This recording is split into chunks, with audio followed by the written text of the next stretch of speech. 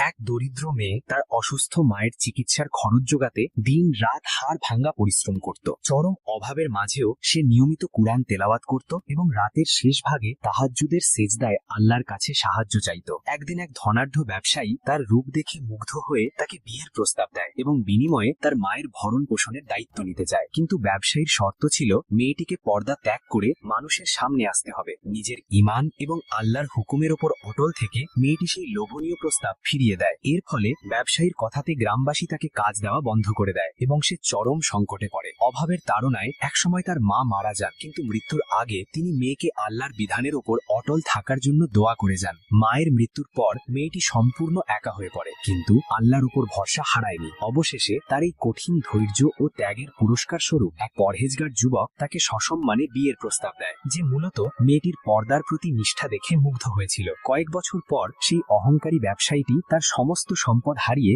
নিঃস্ব হয়ে ভিখারি বেশে ওই মেয়েটির দুয়ারেই সাহায্যের জন্য আসে। মেয়েটি তাকে অর্থ ও খাবার দিয়ে সাহায্য করে এবং তাকে আল্লাহর পথে ফিরে আসার উপদেশ দেয়।